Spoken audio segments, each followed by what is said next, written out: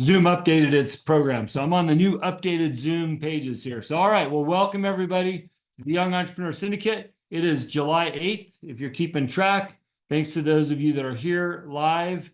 If you're not, enjoy the recording. It's why we do them. And I'm really, really happy with our consistency of our community. Be fair, Rod and I and Rachel haven't done a whole bunch of outreach to just try to blast this group with a bunch of people. I like it to be organic, and our numbers aren't massive, but I feel like the work that we're doing here is real, genuine, valuable work in an honest, authentic way. And the members that don't show up to the calls, I think I told you on the last call, guy's been a member since day one. He's never been on a single call, but he finally reached out to me for some help, and we were able to get him the help that he needed. So I love that about our community, and I'm just very appreciative to see the consistency.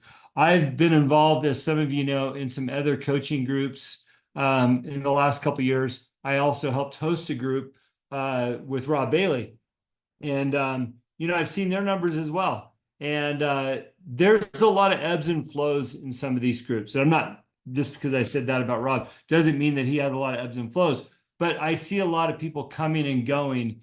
And my concern is that they aren't getting the value that they need over a period of time.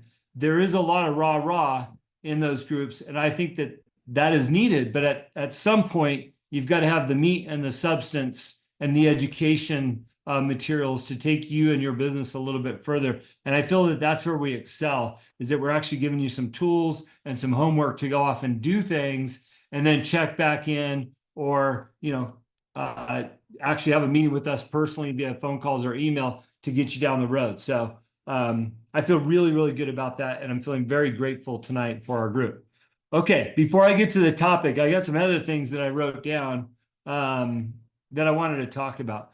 The first one, and this is something that I've been doing probably the last month.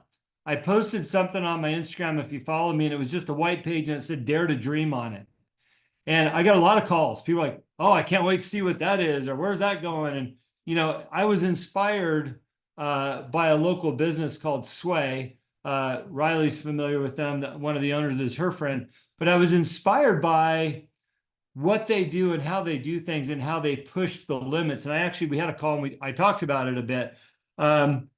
What that meant to me was take a look at my business, at my values, at my goals, where I'm going, and not be afraid to dream of what that looks like. Okay. And, I've talked about this a lot with my wife, especially recently walking down the driveway. We have a pretty long driveway, and sometimes we'll just take the trash out together. Sounds silly, but it takes a few minutes to get out there. On the walk back, I'm like, just stop for a moment. Look at what we have. Look how we've achieved the goals that we set out to have 5 years ago. And, in my opinion, God always over delivers, and he certainly over delivered on our goals and our dreams that we set out to have at that point.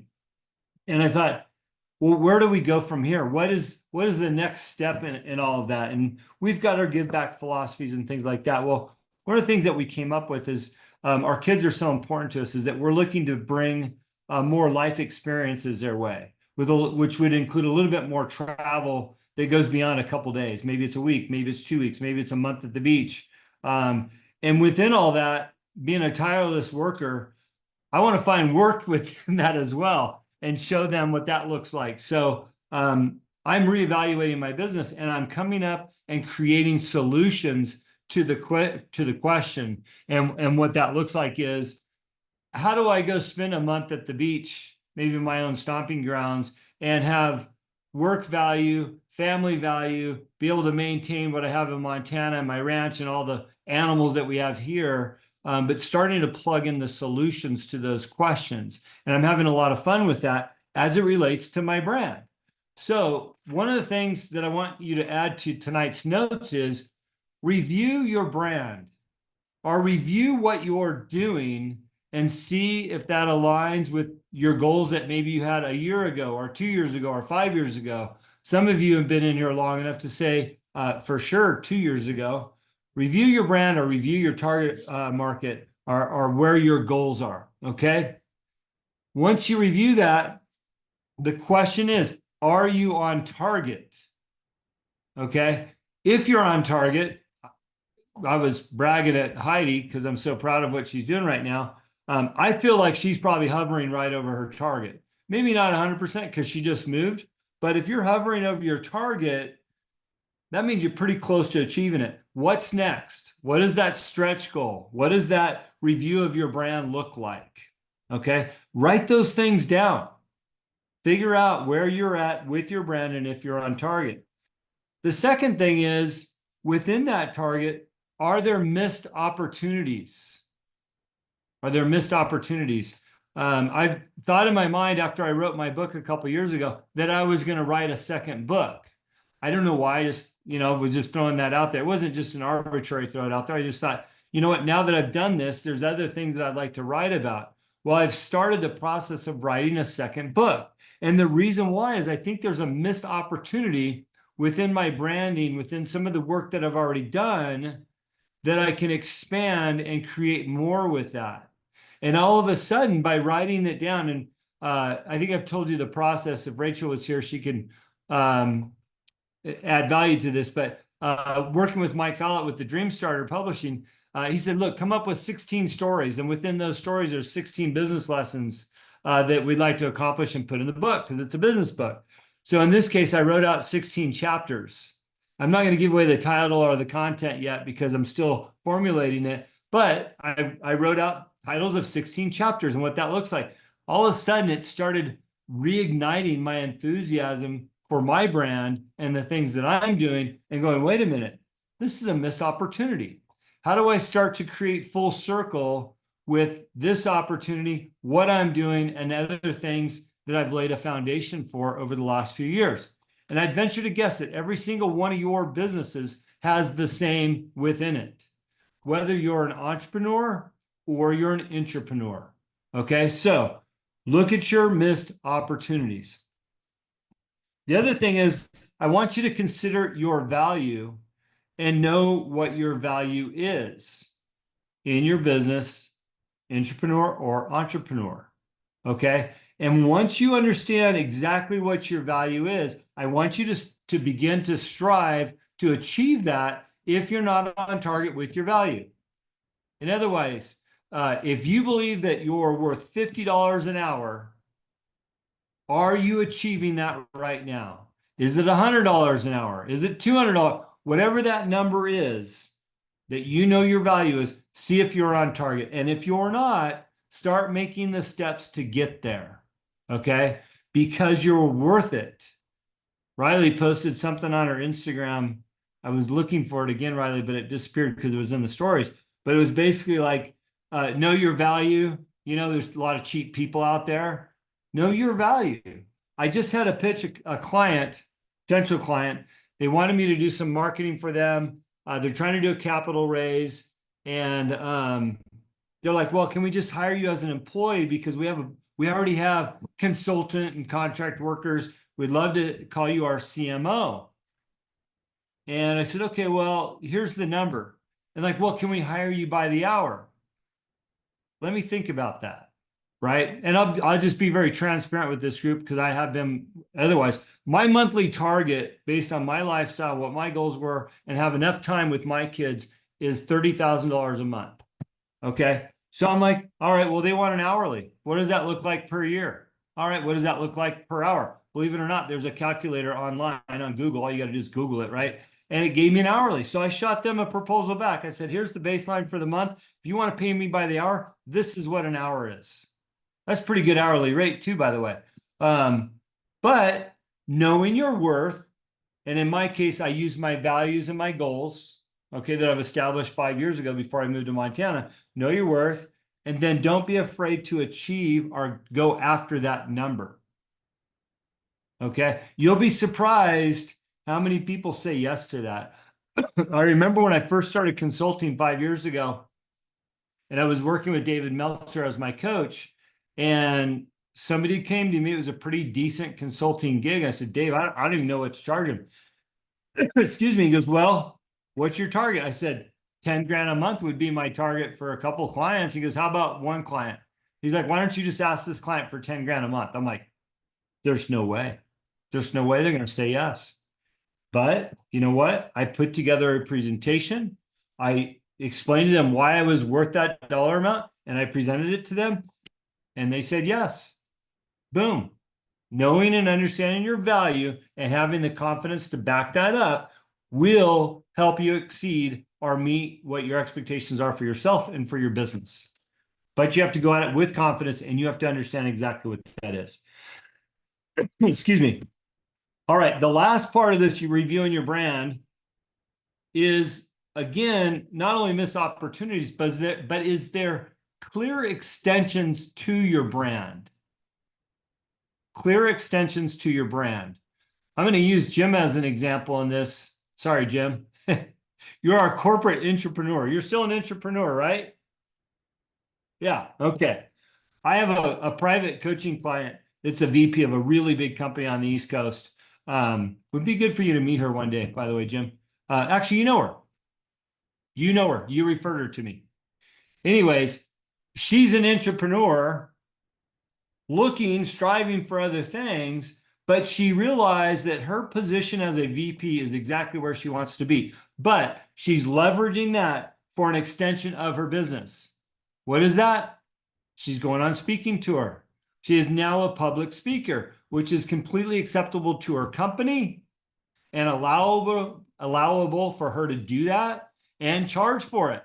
And by the way, she practices all the time at her company. So she does an extension of that speech to third parties, and she's extending that also to become an external board member for other companies based on her experience as a vice president of a major company and an entrepreneur. Okay. So is there extensions of your business. Now, a lot of you follow influencers out in the market. I've got a few. Some consider my value as an influencer, more so when I was racing cars. But I had a company come to me. They want to do some marketing with me because of my influence in my network. And it's a gold company. They sell Prepper Gold is what it is. And so you'll be seeing some stuff coming out on my feed, helping them market their gold products. They're actually going to do a commercial for me that is done by Mike Lindell. If you're a My Pillow fan, Mike Lindell's doing the commercial. So anyways, when I looked at my business and these people approached me, they were at a fundraiser here in Montana not too long ago. They said, look, we would love to work with you from a marketing perspective. And this is what we do. I love that they're faith-based and we align on a lot of things. I had not looked at the influence that I had as a marketing person and bringing strict value of that back to the equation like I did when I was a race car driver, right? I always looked at my audience and the value of that resulted in sponsorship dollars. Now, all of a sudden I looked at this and say, you know what? When I look at my audience across all platforms, you guys only see one or a couple, there's a value to them to pay me for their product, right? So anyways, look at your extensions within your own circles. Okay, so I gave you one for entrepreneurs and a big one for entrepreneurs. So there you go. All right. A little bit more on this topic here of reviewing your brand and your brands, again, before we get to the topic for the night. So as many of you know, I have been working on a campaign for governor, not for myself, but for a client, I would call, the last 12 months. And during the June 4th primaries, we didn't win. We did get 50,000 votes. So you went from zero name recognition to 50,000 votes, which we've gotten a lot of accolades from that. But what was interesting is there's been a lot of, I don't know, sorry you didn't wins lately. When I'm running into, oh, sorry you didn't win. Hey, you know what? That's okay. I'm moving on to the next thing, right? We've gotten him elected through our momentum in the campaign to become the state's national committee man for the RNC. Now, whatever party you're in, you both have this national committee, whether that's the DNC for the Democrats or the RNC for the Republicans. So my candidate, through our momentum, through a floor vote, which has never, ever happened before, through a floor vote, got elected as national committee man. And by the way, a second never happened before is he wasn't even there. He was on vacation. He was in Arizona.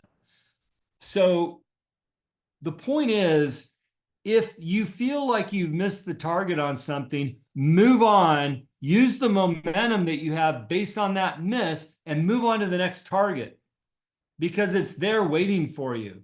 Okay. I could have gotten the dumps over it and had a pity party with everybody that called me, and they would have been happy to have that pity party with me. But that's not who I am, and that's not who I want you guys to be either. I want you to move on from any failures or missing of the target and take that momentum to the next thing.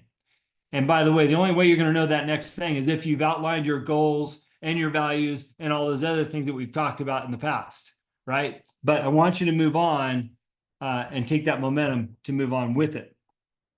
The last thing I want to say about this review of your brand is, and I love this, neither one of them could be here tonight. Samantha and Rachel both fired clients this week. And I was so proud of them for doing that because the clients were a direct miss for their own target and brand identity. Okay. Now, Rachel, more so because it was logistically not impossible, but very challenging for her company. And she can share more about that if she wants to down the road. But Samantha, this person's been a headache for a year.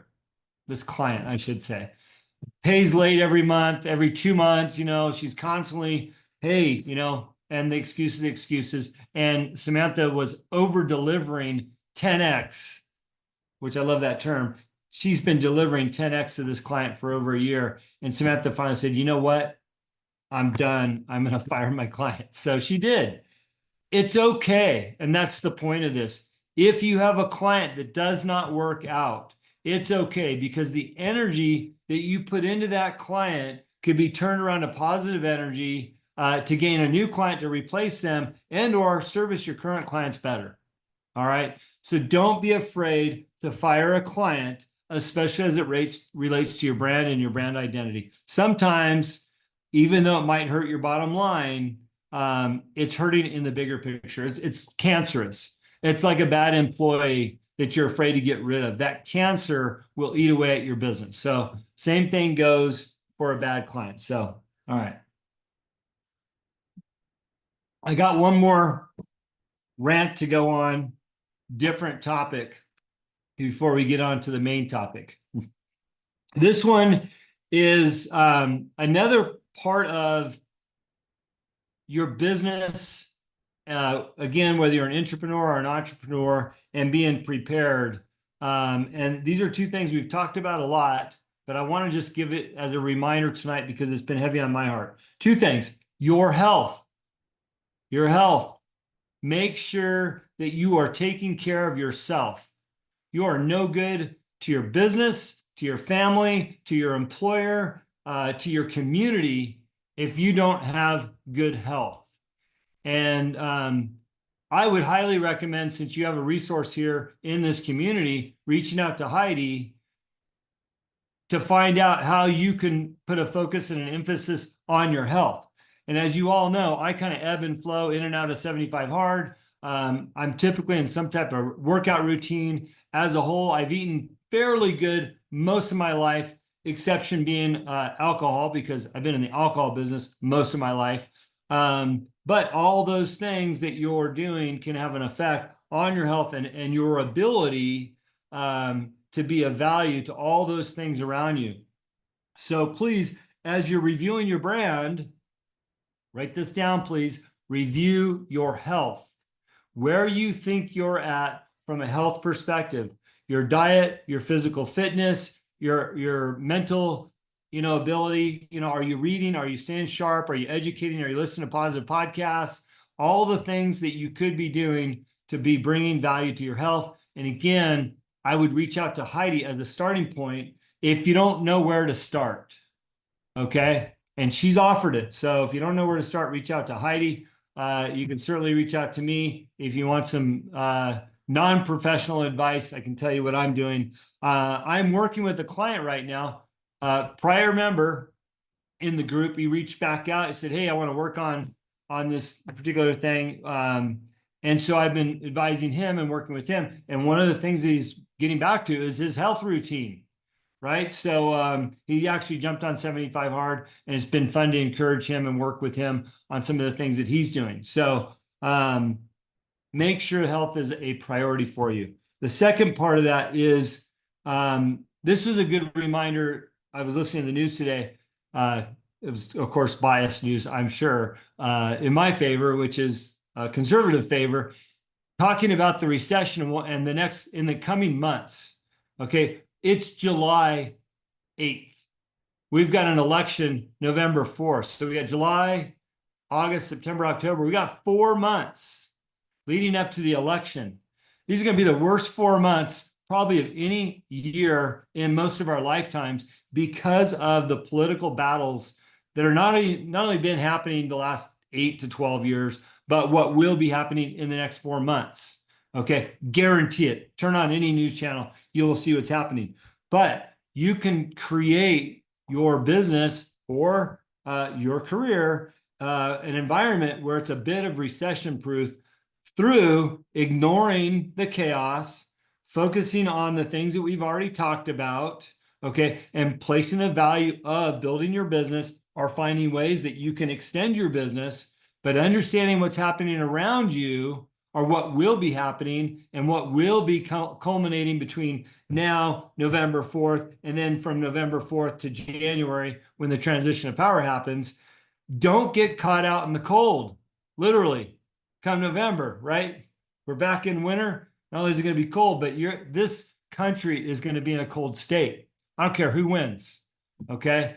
Don't get caught. I don't want this community to be caught with their pants down. All right. If you need help figuring stuff out, or you want ideas, you want to talk about your business and ways that you can extend that, I'm happy to jump on a phone call with you. I don't want to get to November, December, and you guys are suffering because you didn't account for a recession. Okay. We're already in one, but it's only going to get worse. So, all right. With that, I'm going to get into tonight's topic.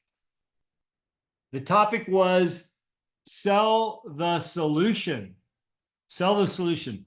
By the way, I hope you guys have some questions after all this that we can answer and get into as well. And I'm sure Rod will have some comments. Topic is sell the solution. When I think about that topic, the first thing that I want to know, or the first thing that I want to do, is ask questions. I want to ask questions. And what I mean by that is I can't solve or give somebody a solution in any regard until I ask the right questions. All right. So think about your businesses, think about what services you offer, and think about what good questions will allow you to sell the solution.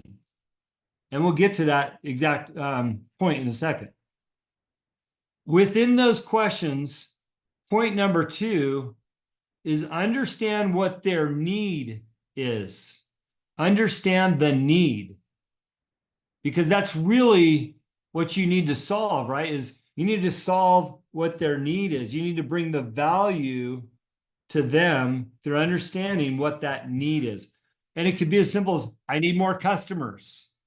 Okay, and obviously if you drill that down into that, it could be, I just need more money, right? I need more bottom line. So really, if you say, hey, you know, what's wrong? Well, I need more questions. I need more customers. Sorry, I need more customers. Okay, well, what does that mean?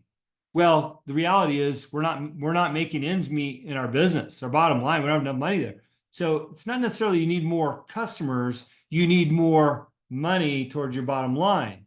So that all of a sudden starts giving you some options, right? Well, do they really need more customers? Maybe. Are they priced right? Goes back to what I talked about a little bit ago about knowing your brand and knowing your value. Maybe they're undercharging for what they do.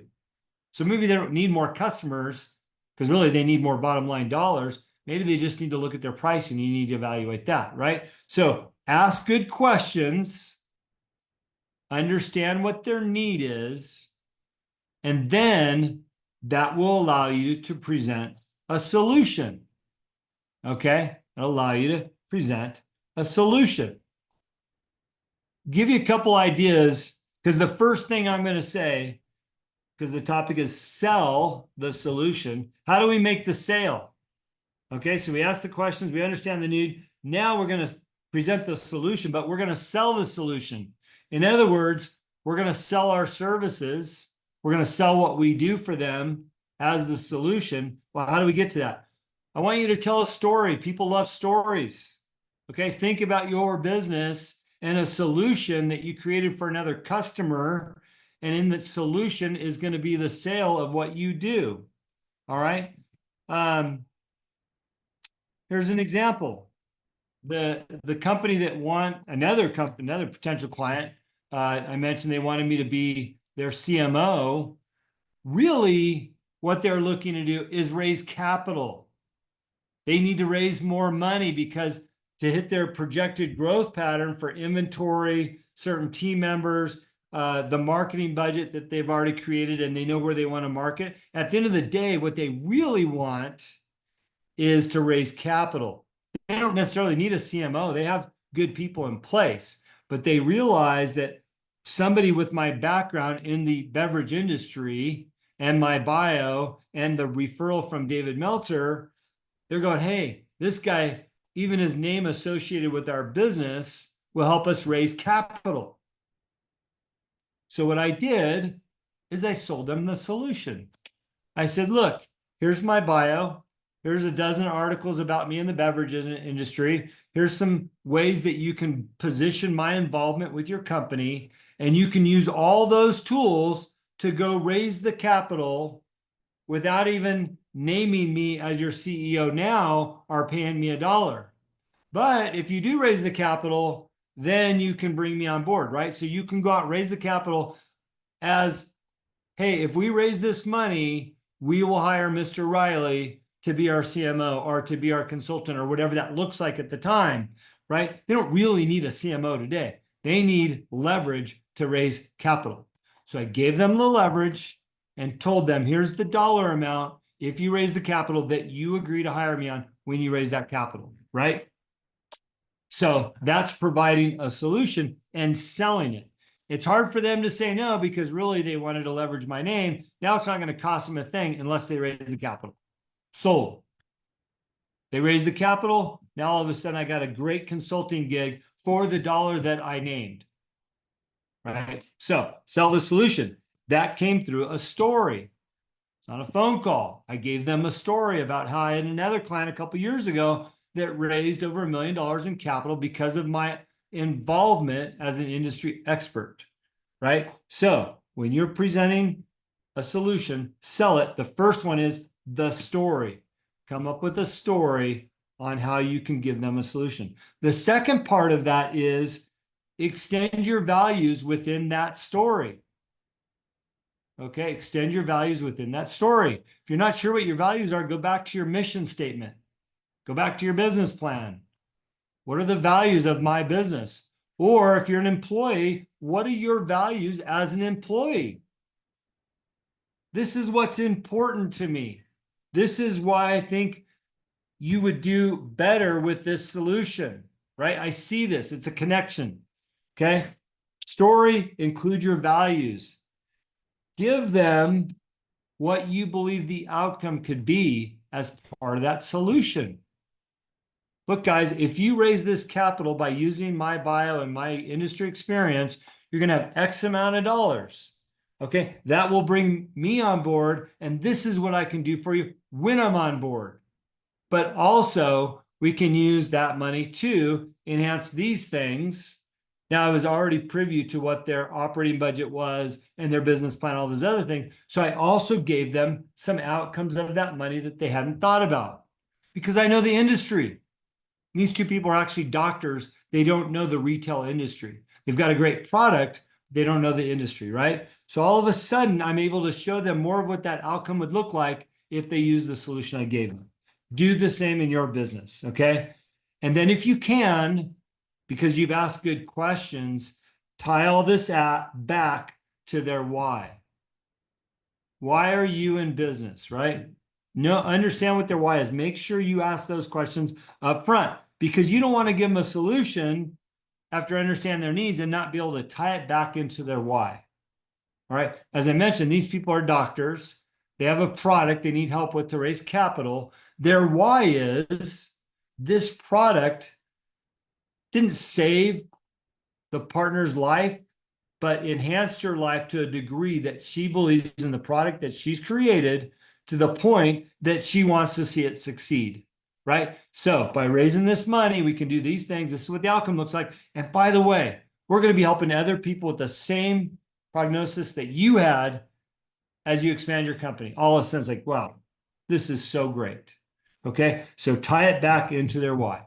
And then finally, last point, have your questions ready. Ask for the sale or the deal. Okay. You have to ask for the sale or the deal. Now, in my case, I had 2 great Zoom calls with this potential client.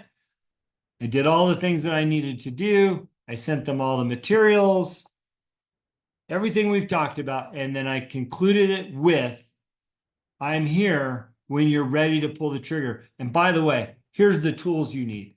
Okay. And in some cases, I will send them an invoice. By the way, if you decide that you want to do this, sign the contract. Here's my invoice and here's my W-9. Let's get started. Right? It shows that you're prepared. You've included everything. And boy, is it fun 2 weeks later when they hire you, like, hey, can you send me a W-9? Yes, I did already on my email to you last week, but here it is again, right? All of a sudden they're going, wow, this person's on it. I'm behind them by 2 weeks, right? So don't be afraid to include that invoice, a W-9, and say, I'm ready to go to work. Okay. But you have to ask for the sale. Okay. So wrap it up. We talked about reviewing our brand, being on, check your target. Are you on target? Missed opportunities, know your values, any extensions of your business. And if you miss the target, keep moving and don't be afraid to fire a client. I've also asked you to look at or review your health and your finances and be recession proof between now and January 15th. Don't mess around with, guys, let me give you an example. Okay. I've got a nice business going for myself here. I enjoy what I do, but I also realize if you haven't gone to the grocery store lately, things are expensive. Okay. I don't care how comfortable you are. I don't know a single person, wealthy or not, that isn't affected by the recession and the cost of living right now. Okay. So I'm on, I don't know, one of these local, I keep forgetting the name of it because I throw it out the window. It's like a local Facebook. All right. It's like Flathead, whatever it is. I don't know. Heidi, you're probably on it. Anyways, what's that? Nextdoor. Yes. Now I'm on Nextdoor. And man, people go down some rabbit holes there, right? But it is a whole new community of people to reach out to. My neighbor, who I can see her house out my office window 4 pastures away, sweet little Mary, posts up, hey, my neighbor across the street needs somebody to mow their pasture. The county just gave them a fine for weeds. And I saw it sitting there for a couple of days and I reached out to Mary. I said, hey, I'll go mow their lawn or their pasture. She's like, you would? I said, of course. I sit on this computer all day. I'd give anything to get off this computer and go have an excuse to make a few bucks doing something else, right? So she gives me the owner's name. It's a 5-acre pasture. I've got a lawn tractor. Anthony knows what that is. Probably a little bit undergunned for what I needed to do, but it's what I got. I said, you know what? I'll mow that pasture for $300. The guy lives in Colorado. There's nothing he can do about it. Nobody said yes. He's like, absolutely. He goes, do you spray for weeds? Yep, I spray for weeds. How much is that? $200. Okay, done. Venmo you the money right now. Boom. He Venmoed me $500 right then and there. Okay. I went downstairs, got on my lawn tractor, took my weed sprayer, spent about 4 hours taking care of that whole thing. That's pretty good money, right? $125 an hour. That's like 150 grand a year, maybe a little bit less, right? So then Mary goes, well, Jim, can you spray my yard for weeds? Absolutely. I'm across the street. $200. Boom. Took me 30 minutes to spray her yard, right? She's happy as a clam because she got the letter too from the county. Well, this morning, Mary's other neighbor called me. Hey, can you spray my yard? Absolutely, right? All of a sudden, my neighbor's like, you should be in business. The point is, none of us are too good to protect ourselves from what's happening around us, right? Which is a recession. And by the way, all my other neighbors on my street all made fun of me. They're like, that was you out there. You were so dirty. You look like I don't want to even tell you what were calling me, and you use that little lawn tractor. Like, why didn't you get this and that? I said, because that's what I had, right? I made it happen with what I had. I didn't want to borrow and I didn't want to rent. Okay. But yeah, it's a little embarrassing when your neighbors are making fun of you. Like, what are you doing out there mowing their lawns? I pull up in my $100,000 pickup truck, but I'm mowing, the point is, guys, is that we can do anything to recession proof ourselves from what's happening. Okay. And we can find the time to do these things. And I'm sure in all your worlds, you can find time and opportunity to do these things. Okay. What I do with the money, I bought a trip for my kids, right? We're going to go on a little mini vacation, but if I not done that, might be looking around going, wow, everything's so expensive right now. Maybe we shouldn't take that little trip, right? Nope. Hey, got an extra, well, at the end of the day, it's an extra grand, so anyways, don't be afraid to get out of your comfort zone and do something and be recession proof. All right. And then the last part of this recap, talking about sell the solution, ask questions, understand their need, present the solution, and do that through a sale, which is going to happen by you giving a story, including their values, show them an outcome, tie it back to their why, and then ask for the sale. So, all right. Rod, do you want to weigh in briefly? And then I want to see some hands up or whatever, however I can answer some questions. Thanks, Jim. I always like the reminder. If I had a takeaway for the call, I would put it in quotation marks, over deliver. You want to be successful, over deliver. It doesn't matter what your service, what your if it's customer service, if it's product driven, whatever it is, over deliver. And even if that's just spending more time talking to people to get the answers, right, to ask those questions, over deliver by spending more time questioning. And I think it's great. Everything you've hit on tonight is just another reminder to keep pushing hard and pushing forward. I really like your bringing up the health thing. You and I talked briefly just before the call got started too. I've been on an extensive health, what do you call it, an overhaul perhaps? But I'm questioning, there's this thing called the Dunning-Kruger effect. And I talked about on my Instagram maybe a month, 2 months ago, where people who are experts in one field feel like they're experts in lots of other fields, even though they don't know what they don't know. They just feel like they've heard something, now they're going to be an expert in all the other fields. And I feel that way about my cardiologist and the whole cardiologist department, as a matter of fact, because I'm doing all this research and I'm actually reading the medical journals that they probably don't have time to read. And I'm finding things that they should know that they don't. And, my whole thing is to be prescription drug free. And that's my goal. And everyone's telling me, oh no, you need to be on this and that for the rest of your life and all that stuff. It's like, no, I don't. And I won't. And now that I've done my research, I'm convinced. And so, Jim, health is everything. If you don't have that, and if you don't keep it, and Anthony, I'm looking at you. Gosh, I was looking in a mirror at a kid just like that. It seems like just a while ago, and it's been decades now. I am reminded. But I was not concerned about my health when I was younger because it took care of itself.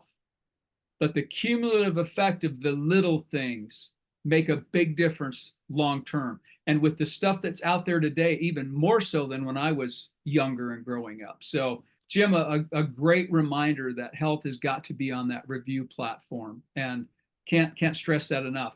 I know if you don't have families, if you do have families, if you want to spend more time with your families, it's absolutely critical. But the over deliver on everything, Jim, I think it's absolutely phenomenal, and it requires us to do the work. That's the other part of that takeaway. If you're going to over deliver, it requires you to do the extra work. You can't expect someone else to do it for you. You can't expect it to be delivered to you on a, you don't get to DoorDash extra, right? If you're doing the delivery, it's on you. And I remember years ago, I knew a guy who delivered Domino's pizzas. And this guy was working part-time at night, making 60 grand a year. That's probably like 100 grand now. And he was smart. He bought a very inexpensive gas saver car, but he carried silverware, napkins, extra stuff, water bottles in case somebody forgot that they wanted. He carried extra soda in his car. And if somebody forgot, and that was when he delivered the pizza to the door, he said, "Did you forget pop, or do you want anything extra?" And this guy was a hustler. And who delivers pizza part-time and can make it a 60 grand a year job? Mhm. Somebody who does extra, over delivers. And this guy didn't have all kinds of charisma and stuff. He was just smart. So just a great story, but a good reminder. It's on us. It is always on us. And if you've got a bad client, a bad customer, it's on us to get rid of them. Like you said, Jim, you got to cut that dead weight. We've talked about this before. Cut the draggers, right? I think you did a whole section Yeah, on it. I did. Cut the draggers. And that's on you. You've got to make that decision to say, hey, this is going to be tough, but I'm going to do it. I'm going to cut the draggers. And that might even be a boss. It might be a job. This job is dragging me down. I'm going to cut it. And that can be a difficult choice, but it can be a very rewarding one as well. Anyway, love the topic. Love to hear from everybody else.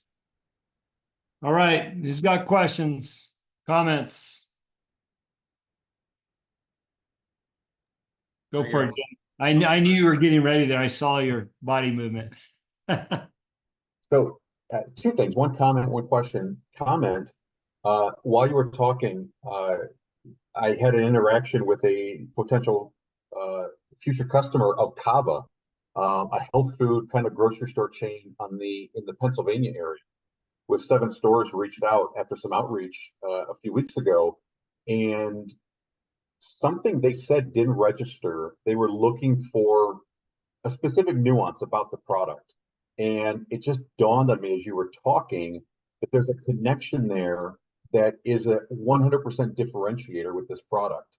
I don't remember what it was, but the fact that this conversation spurred that, I made some notes, and I think that's going to turn into, there's a notepad there somewhere. Here it is. Yeah, that's something that's going to become, I think, real important for us. So thank you for that. This made the whole hour very well worth it.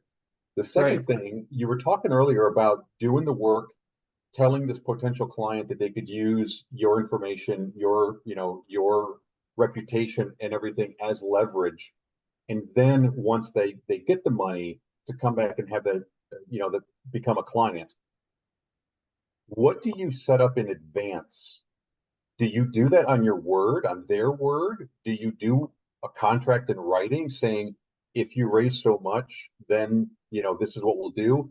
How did you set that up? Yeah, it's a good question, Jim, and I think it comes from a position of strength as well. I'm not as worried if they leverage my name as an asset, to get what they're after, and they walk, right? They raise the money, they never. I'm not as worried about that. I mean, at this point, it's an integrity issue, but I do, through my communications with them, give them as much as an implied contract. If you use my assets and you raise the money, this is what the results will be, right? So it's not an actual, it's an implied. And you'll find, if you ever use one of my contract templates, that they're usually pretty light. I'm not a big fan of attorneys and lawsuits and things like that. So most of my stuff is pretty light.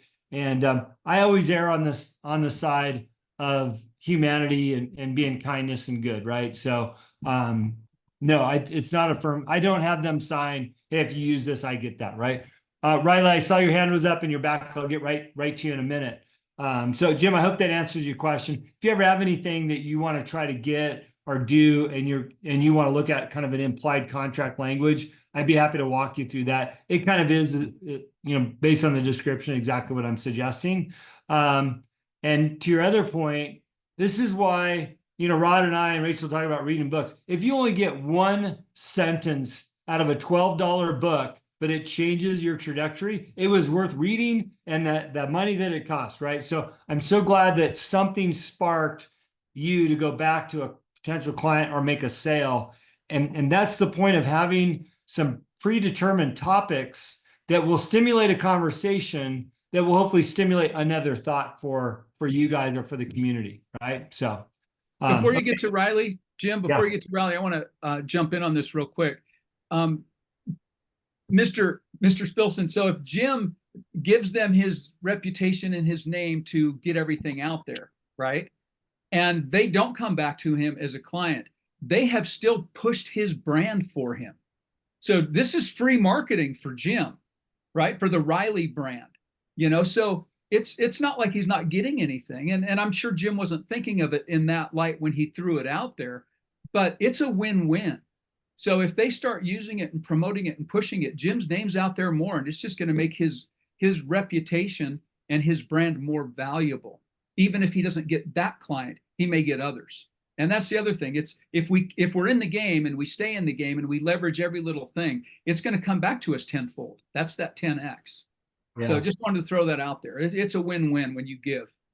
Well, Jim, too, what I do for everybody is I strategically put them in the corner. What happens if somebody puts $1 million into this business under the assumption that my name and that I'm working with them, right? The day they find out I'm not there, they're going to get real upset. So anyways, all right, I'm going to go to Riley unless you had anything else, Jim. No, Okay, all great. good. Thank you. Okay, great to see you tonight. Tell your wife I said hi. Riley, what do you got? Hi. So I have a question about, I've been doing some work for multiple different companies, just like some side work and different things, and it's kind of become a thing now.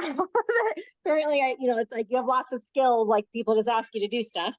And I had a set, like hourly rate, kind of like that you were talking about, Jim. And with some of these these companies I worked for, these individuals I worked for, I feel like, some of the work is harder than others, but I've proven that like you can throw something at me and I'll figure it out. And how do you go about asking for feedback, you just ask for feedback, but like if you feel like, okay, like I kind of feel like my hourly rate maybe needs to be reevaluated, but how do you go back to a client and be like, I would like, or do you go back and say, I've proven that I can do this and my rate should be more, or yeah. Okay, so there's a couple answers to that.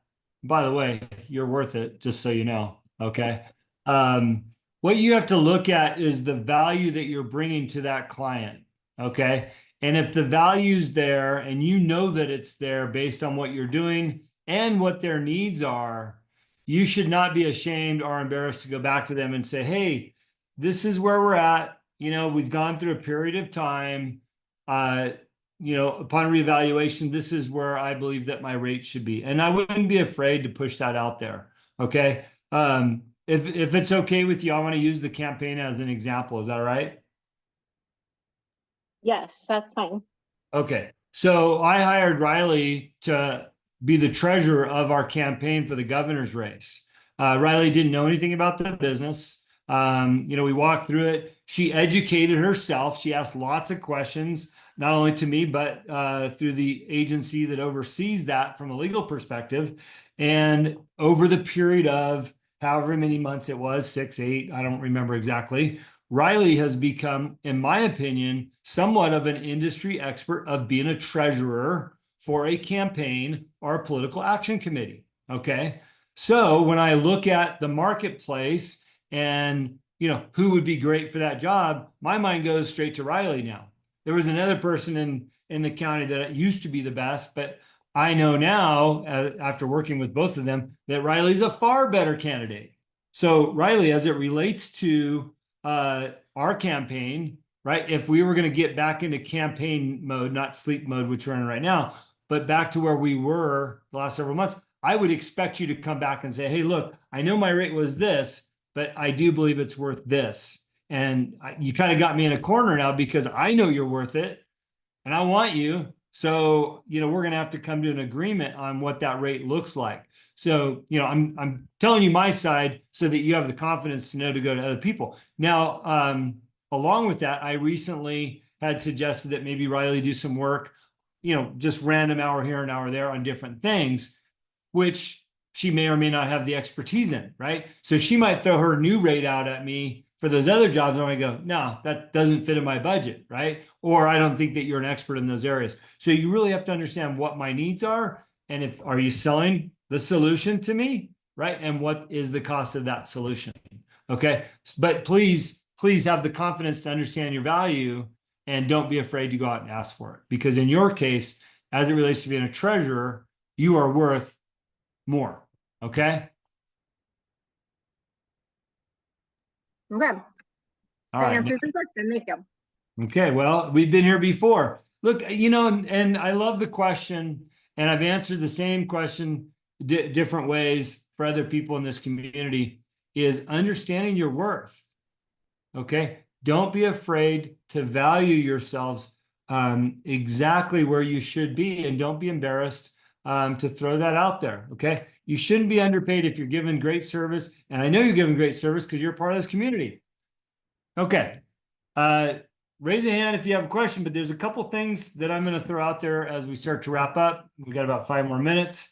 There's an influencer out there that I'm associated with, and some other people in this community that has kind of fallen out of people's favor in the inspirational world, whatever you want to call it, right? Fallen out of favor. And I've been watching this person ebb and flow over the years. I've known him pretty good for a while. And recently I decided to show some grace. And what that meant was, at one point I was like, I'm going to disconnect from that individual and, not buy his products or not support or not repost or whatever that looked like. And I just said to myself, you know what? It's better to show some grace because maybe they need that. And I had somebody call me out on it, like, hey, I saw you reposted something of this person. Why would you do that?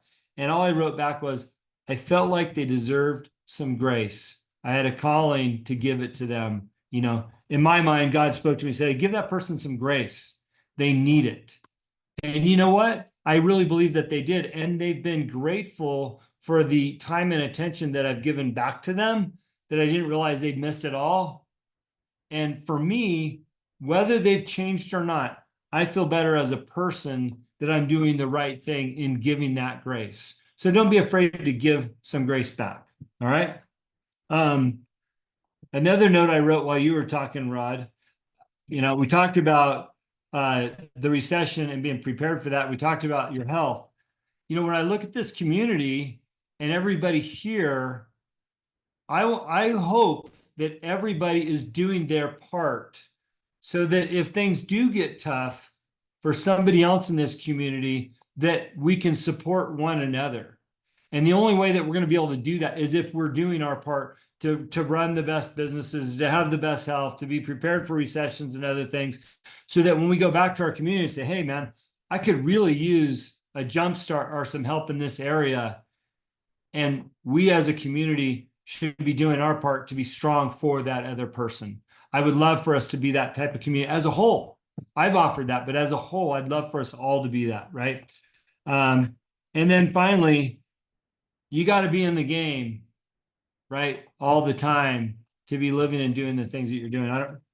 There was more to that, but I'd written down in the game. So anyways, you have to be in the game. You're going to participate. Anthony, go ahead. How are you adapting your services so that you can work more efficiently remotely? Well, understand that I built my entire consulting business around remote work. I lived in the city, okay, big population. And I wrote my business plan for wherever I was going to move, knowing that it would be remote. Okay, so my podcast, I used to go and interview people that were Southern California Central, which was a big pool of people because I had LA, Hollywood, Orange County business leaders, et cetera. I used to go to them and interview them in their offices. So I got really good at Skype is what I used. I did a lot of Skype interviews before I moved. And then once, of course, I moved and we had the pandemic, Zoom became big. And then I modified my business plan around Zoom, right? So the important answer to your question is, what is your goal and objective, and then build your plan around that. So it sounds like you want to move to be more remote. Move your business plan into what remote looks like. So in your case, hypothetical, right? Because I don't know exactly what's happening with you today. Let's just say you want to leverage your repair business. Okay. You decide, I don't want to sell it, but I don't want to work it. I want to be remote. I want to move to Utah and hang out with my bros out there, right? Okay. So maybe what you do is you turn your repair business over to somebody where you manage them remotely, and you're just getting a little piece of that, right? And that's what happened with my import business. I basically turned it over to somebody. I've been managing them for the 5 years I've been in Montana, but now that remote work pay is actually pretty substantial. Like literally, like, wow, I didn't anticipate it being this, but the remote work and business plan has paid off. So look at what your objective is and then work around that. Okay, thank you. Okay, yeah, hope that helps. All right, we got 1 minute left. Anybody? Heidi? I've got this gal here who wants me to do a section for this. She's a veteran, wrote a book, and I've never done this before, but I want to do this. Like, this is really what I really want to do. Well, there's a lot of things I want to do, but am doing to do a section of her retreat where I'm going to the female veterans and helping them with their health and wellness, you know, trauma and such. I don't know how much to charge. I usually charge about 150 an hour, but she has to get a fundraiser. There's a piggyback question. She's a fundraiser on the 27th. We get to pay $100. Should I go to her fundraiser to show face? And then just kind of need to know, what should I be kind of telling her I would charge?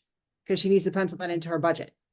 Yeah. Okay. I love this question. By the way, we're at the time. Stick around if you want. I know, Heidi, I'm going to answer this. We're not going anywhere. Okay. I want people to hear the answer to this, but if you need to go, respectfully, I get it. We try to keep it to an hour.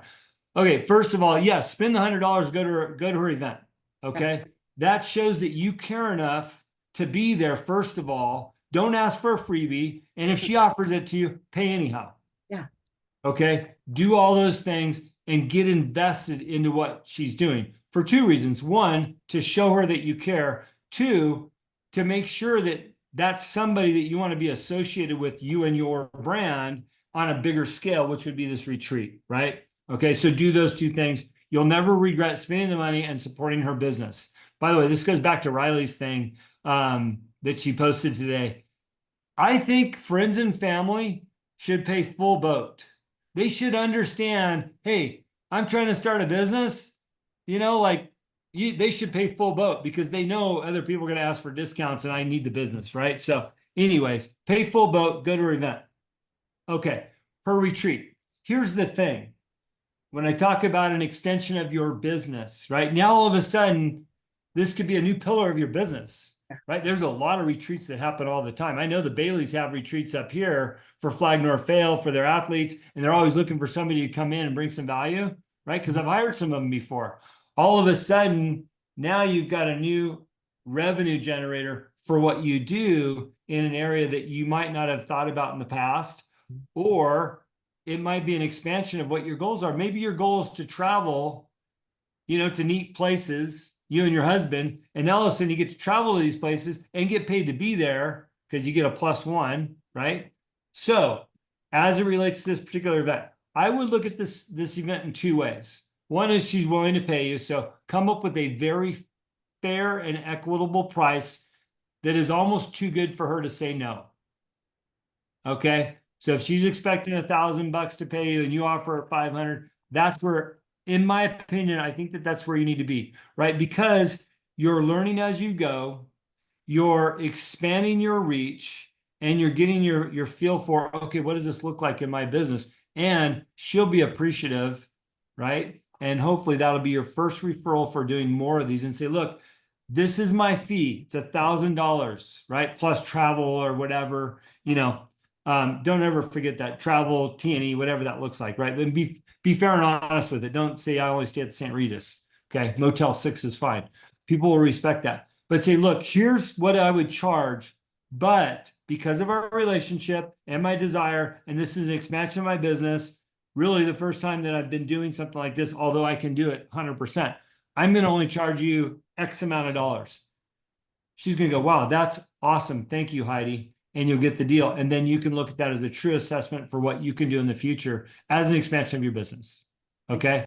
So if it's $150 an hour is your normal rate, and she wants you to do 5 hours worth of work, do the math, figure out what works.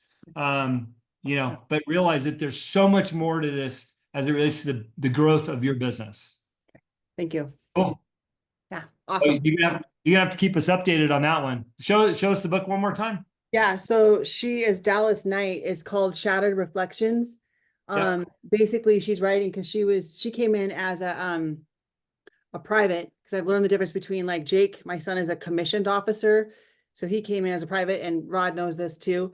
And so then right into the Iraqi war and what that was like for a female, and gives all the accounts of it. So now 20 some years later, going through the healing of the trauma of that, she's now connecting with female veterans and helping support them to overcome what it's like to be a female in those really tough places. And it's just taken off gangbusters. So I'm really grateful to pair with her and empower them, because I do have a lot of education in repairing that relationship with yourself, as far as like the trauma piece and what that looks like in relations to food and exercise and your critical inner voice and all that kind of stuff. So, and piggybacking, yeah, team, like, reach out. I'm an open book, an open door for anything, all health and wellness, mental, spiritual, physical, all of it. So that's my jam. So reach out anytime. Yeah, reach out to Heidi if that's what you're looking for. Okay, last thing, because Riley's still here. Riley, thank you for sending over the Instagram post, the promotion of your event. If you're in this community, find Riley, repost your event. That's the least that we can do for fellow community members. If there's anybody else in here that wants something reposted or what have you, then let's do it. Riley, as we get closer to the event and you still need to make some sales, hit us back up again. Don't be afraid to. We should all be supporting one another. So I'm glad she did that. We should be supporting each other that way. So, okay. Thank you, everybody. Good to see everybody. Hope to hear from you. I hope to see you work on these tasks here. Okay. Don't get caught come November, December with your pants down. All right. Have a great night. Thank you.